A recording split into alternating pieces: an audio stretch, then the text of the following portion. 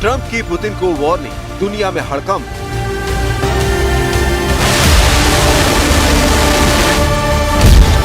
रूस को खत्म करने की सीधी धमकी। पुतिन को 10 से 12 दिन का अल्टीमेटम। क्या भड़कने वाली है विश्व युद्ध की चिंगारी?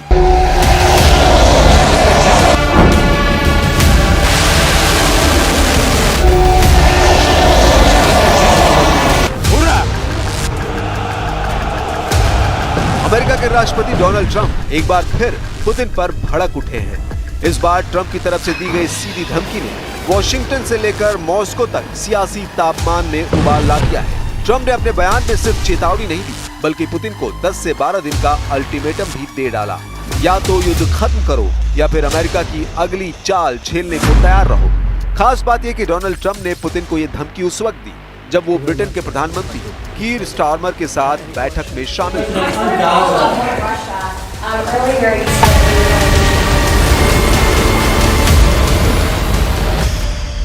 I'm going to make a new deadline of about 10 or 12 days from today. There's no reason in waiting. There's no reason in waiting. It's 50 days. I want to be generous, but we just don't see any progress being made. ये धमकी हवा में नहीं दी गई है। Trump ने कहा कि अगर रूस ने यूक्रेन में युद्ध नहीं रोका तो उनकी सरकार सीधे दखल देगी। ट्रंप के इस स्टेटमेंट के बाद नेटो कमांडर सेंटर में बैठकों की झड़ी लग गई है और व्हाइट हाउस की बैक चैनल डिप्लोमेसी एक्टिव हो गई है, क्योंकि ट्रंप की तरफ से साफ कहा गया है कि अगर इन 10 से 12 दिनों के भीतर कोई समझौता नहीं होता तो पुतिन को अमेरिका के सख्त एक्शन का सामना करना पड़ेगा। We're going to do secondary sanctions unless we make a deal, and we might make a deal. I don't know. You don't know. It's we've done so many peace deals. This is the one I started out with, and this is. I know President Putin called me. He wanted to know if I could help him with Iran. I said, no, I don't need your help with Iran. I need your help with Russia. And so that's the one deal that continues to linger. अब सवाल ये नहीं कि Putin क्या करेंगे, सवाल ये है कि अगर पुतिन पीछे नहीं हटे तो क्या ट्रंप रूस के खिलाफ सीधा सैन्य एक्शन लेंगे? क्या नेटो एक्टिवेशन के बिना अमेरिका रूस पर अकेले चढ़ाई कर सकता है? अंदरूनी सूत्र बताते हैं कि US defence department alert mode में है। अमेरिका के रक्षा विभाग ने इस बयान के बाद रेड अलर्ट प्रोटोकॉल एक्टिव किया है। बर्लिन से लेकर पेरिस तक सुरक्षा बैठकें हो रही हैं। पोलैंड, रोमानिया और बाल्टिक सागर के आसपास अमेरिकी बेसों में गतिविधियां तेज हो चुकी हैं। ब्लैक सी में अमेरिकी नौसैनिक गतिविधियों में जबरदस्त इजाफा हुआ है। डोनाल्ड ट्रंप का बयान सिर्फ एक चेतावनी नहीं, बल्कि एक वैश्विक मोर्चा खोलने की तैयारी है। ट्रंप ने साफ कहा कि अब पुतिन के पास सिर्फ 10 से 12 दिन है। इसके बाद अमेरिका खुद फैसला करेगा। क्या यह केवल प्रतिबंधों की बात है? नहीं। ट्रंप ने जो भाषा इस्तेमाल की है वो सीधे सैन्य दबाव की ओर इशारा कर रही है। एक बार फिर आपको सुनवाते हैं कि डोनाल्ड ट्रंप ने पुतिन को लेकर क्या कहा। You would think, based on common sense, you would think he'd want to make a deal. We'll find out. Have you had any other Ukrainian channels conversations with the Russians reiterating this? In what? Reiterating this new pressure and deadline. Yeah, and we're going to have I mean, well, you're the press. I'm reiterating it to you.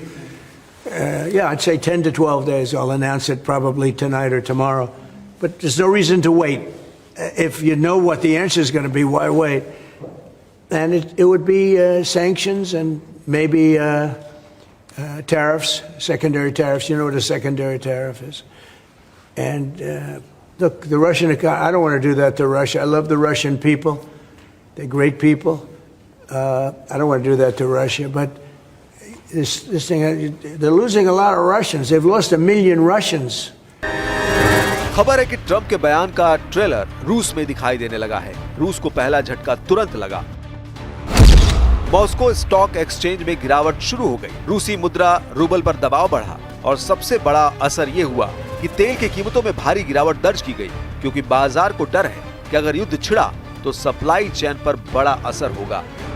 खास बात यह है कि Trump ने इस दौरान इशारों में रूस के लिए बड़ी बात कही है। Face what they have never imagine, यानी उसका सामना करेंगे जिसकी उम्मीद उन्होंने कभी नहीं की होगी। इसका मतलब सिर्फ आर्थिक प्रतिबंध नहीं हो सकता।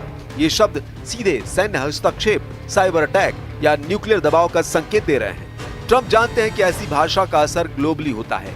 जर्मनी, फ्रांस, ब्रिटेन तीनों देशों ने ट्रंप की इस धमकी पर प्रतिक्रिया देने से इनकार कर दिया, लेकिन अंदर खाने नेटो में मीटिंग्स शुरू हो चुकी हैं। यूएन के सिक्योरिटी काउंसिल के अंदर अमेरिका और रूस के बीच तनाव बढ़ गया है और इस बार ट्रंप बिना नेटो के भी आगे बढ़ने को तैयार है। और अगर पुतिन झुकने से इनकार करते हैं तो यह संभव है कि अमेरिका सीधा कोई एक सीमित सैन्य ऑपरेशन शुरू कर सकता है, जैसे कि यूक्रेन को लॉन्ग रेंज मिसाइल सिस्टम या एयर स्ट्राइक में समर्थन देना या रूस के रणनीतिक ठिकानों पर साइबर अटैक। ट्रंप के पास कई विकल्प हैं और उनका हर शब्द अब एक रणनीतिक संकेत है, क्योंकि बकौल ट्रंप वो रूस और यूक्रेन के बीच चल रही जंग को रोकने को लेकर अब तक कई कोशिशें कर चुके हैं, लेकिन हर बार उनके हाथ नतीजे के रूप में सिफर लगता है, यानी पुतिन की तरफ से फिर हमला शुरू कर दिया जाता है। यही वजह है कि ट्रंप ये भी कह रहे हैं कि अब बातचीत का समय बीत चुका है। I've always gotten along with President Putin. I have had a great relationship with him. And he went through the Russia hoax too. You know, I mean, it was, we used to talk about it. We used to say, you know, it's too bad we really can't do anything between our country. Because if we did, they'd say, oh, it's, you know, some. Look, I was tough on Putin because I was the one that closed up Nord Stream and Biden came along and opened it up. I was very tough on Putin in one way, but we got along very well. And I never, you know, I never really thought this would happen. I thought we'd be able to negotiate something, and maybe that'll still happen. But it's very late down the process, so I'm disappointed. Donald Trump का ये बयान जितना व्यक्तिगत है उतना ही वैश्विक रणनीति से जुड़ा हुआ भी है। उन्होंने सिर्फ पुतिन से अपने पुराने रिश्तों की बात की, बल्कि ये भी साफ किया कि वो अब पहले जैसे भरोसे में नहीं है। ट्रंप मानते हैं कि अगर कोई डील होती तो बहुत पहले हो चुकी होती, लेकिन अब मामला बहुत देर तक खिंच चुका है और उन्हें इस देरी पर अफसोस है। यही ट्रंप की असली रणनीति है, व्यक्तिगत रिश्तों को सार्वजनिक बयानबाजी से काट देना। ये एक संदेश है कि अब उनके फैसले दोस्ती पर नहीं, जियोपॉलिटिकल जरूरतों पर आधारित होंगे। अब ध्यान दें, ट्रंप जिस तरह से पुतिन को डेडलाइन दे रहे हैं वो केवल घरेलू राजनीति का हिस्सा नहीं है। ट्रंप ये दिखाना चाहते हैं कि उनकी ग्लोबल पावर क्या है।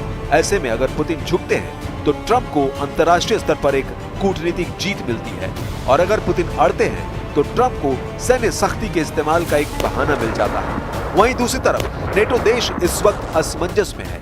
ट्रंप की धमकी के बाद नेटो देश खुलकर कुछ नहीं बोल रहे, लेकिन अंदर ही अंदर सभी देश स्थिति का आकलन कर रहे हैं, क्योंकि ट्रंप का अगला कदम नेटो के बिना भी हो सकता है, जैसे बिल क्लिंटन ने कोसोवो में किया था या जैसे बराक ओबामा ने सीरिया में किया था। अमेरिका के पास एक विशाल सैन्य तंत्र है जो बिना सहयोगी देशों की इजाजत के भी सैन्य ऑपरेशन चला सकता है, और अगर ट्रंप ये तय कर लें कि पुतिन को झुकाना है तो उनके पास विकल्पों की कमी नहीं है। वहीं रूस इस पूरे घटनाक्रम को भड़काऊ राजनीति बता रहा है। मॉस्को का कहना है कि ट्रंप सिर्फ बयानबाजी कर रहे हैं और अमेरिका यूक्रेन को उकसा रहा है ताकि युद्ध और लंबा चले, लेकिन रूस खुद भी समझता है कि ट्रंप कोई सामान्य नेता नहीं है, वो अप्रत्याशित हैं, और यही बात पुतिन को बेचैन कर रही है।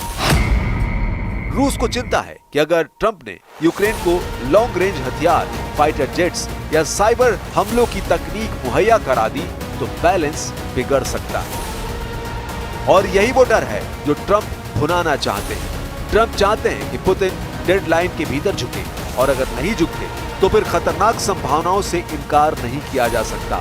यही वजह है वॉशिंगटन से लेकर यूरोप के हर रक्षा मंत्रालय में एक ही सवाल गूंज रहा है, क्या ट्रंप सच में वर्ल्ड वॉर 3 की तरफ पहला कदम बढ़ा चुके हैं या सिर्फ ये एक बड़े सौदे की शुरुआत है? You know, Russia could be so rich right now. Instead, they spend all their money on war. They spend everything on war and killing people, and it doesn't make sense to me. I thought he would want to end this thing quickly. I really felt it was going to end, but every time I think it's going to end, he kills people.